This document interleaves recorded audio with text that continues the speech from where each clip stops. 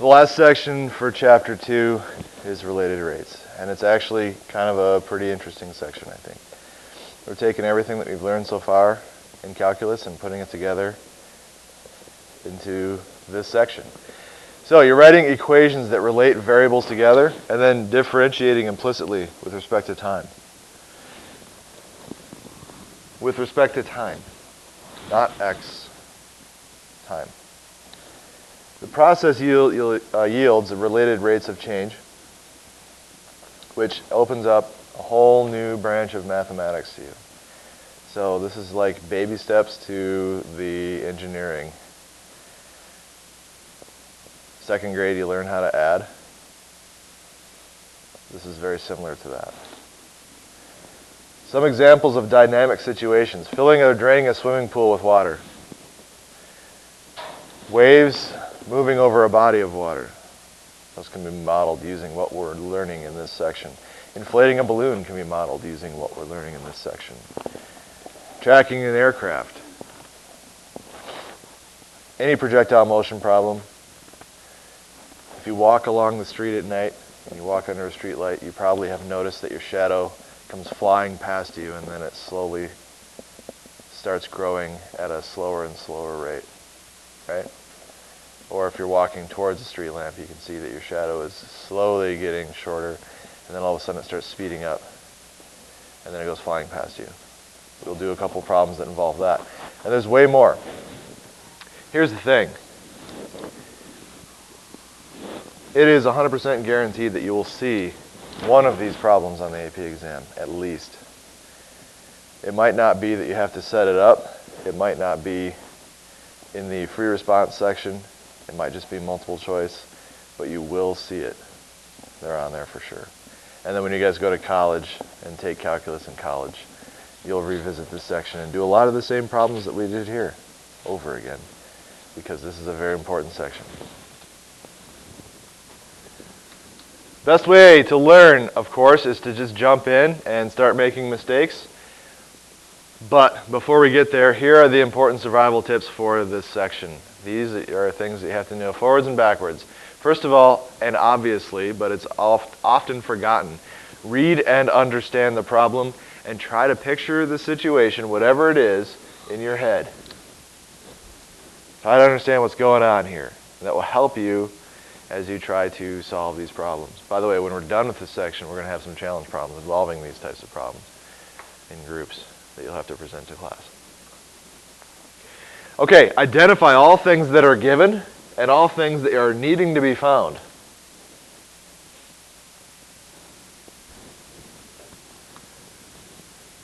All right, next, make a sketch.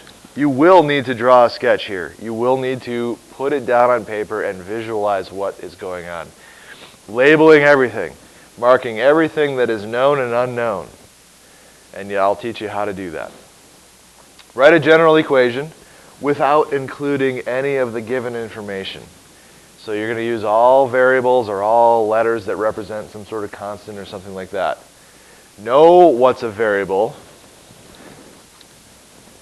and what's a constant. Because when you take the derivative of things, constants go away. Variables don't. Constants can be plugged in before you take the derivative. Or they can be plugged in after you take the derivative. But just make sure that you know what's a constant and what's not. Okay, number 5. Once we've done all that, then differentiate implicitly. So that's the last section. But with respect to time this time. So in other words, anytime you take a variable and take the derivative of it, because our variables are not going to be time, every single variable is going to have to be differentiated implicitly. Keep your constants and your variables straight. This is like the third time that I've mentioned constants here. You have to keep straight what is a constant so that when you take the derivative, you're not winding up with new variables that are introduced. You'll see what I mean there in a little bit. Then solve the derivative for the unknown quantity. We're not solving for dy over dx here. We're not even going to have dx involved or dy over dx involved. It's going to be like dy over dt, dr over dt, dh over dt, dv over dt, dy over dt, ds over dt. You might not even be solving for one of those. You might be solving for an actual variable. Solve for the unknown quantity, whatever it is, very carefully. Then substitute the known values in and solve for the unknown quantity, and you'll have your answer. All right, so this is a really good example of what this section is going to do. Okay, we're not going to be given any information in this problem. And the reason I want to do that is to focus on how to set up problems like this. So water is being drained out of a conical tank. Can you picture what a conical tank looks like? Okay, we will. Draw a sketch of the tank and then label its dimensions based on the volume formula for a right circular cone.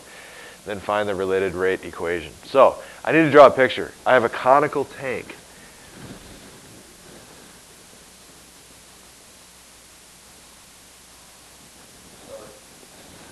That would be my conical tank. Okay? It's a cone. But it's upside down. Now water is being drained out of it, so I don't know, maybe we poke a little hole in here and water is just kind of spilling out. Okay? I don't know. We don't need that part of the drawing. You can put it in there if you really want to, but it's basically just a waste of time.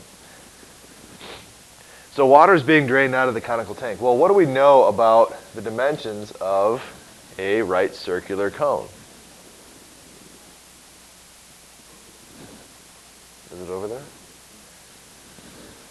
First of all, we have this, don't we? What is that?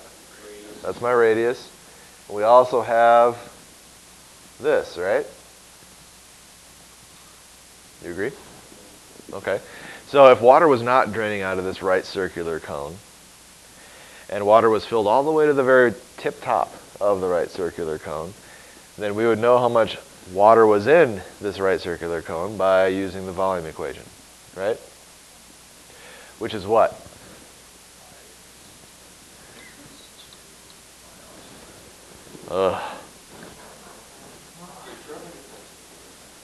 Volume equals pi over 3 r squared h.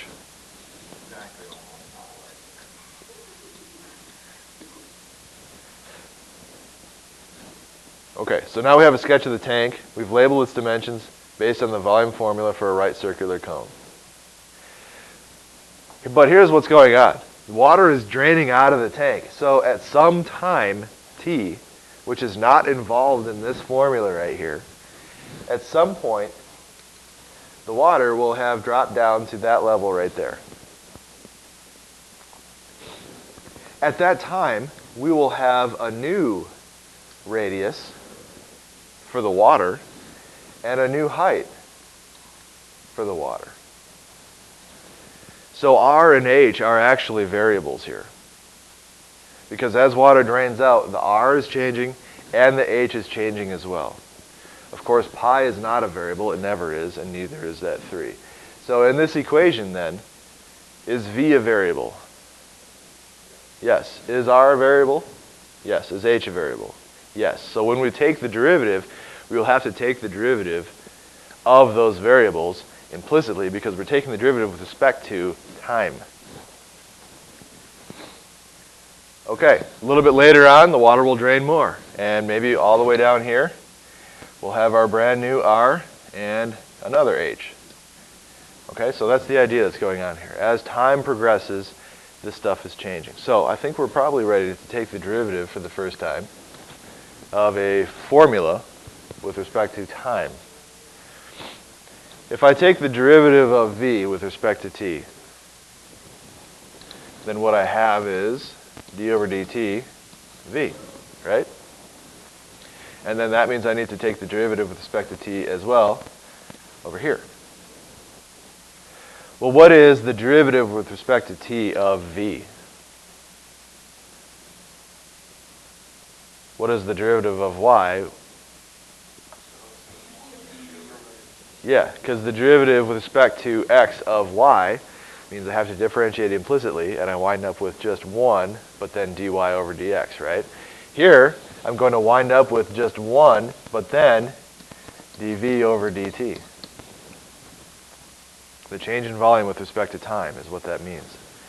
Equals, how do I take the derivative of the right-hand side with respect to t? The constant pi over 3, what happens to that? No. If it was by itself, yes, but it's not. It's multiplied on. So what?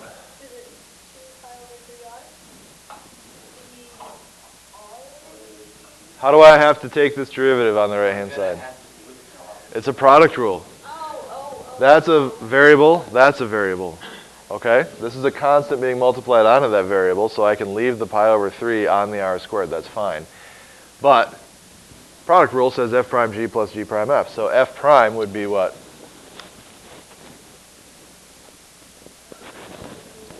Two pi r over 3. If I write it like that. What? Let me undo that. I don't want to write it like that. I can, but I don't want to. So 2 pi over 3 r, what? What?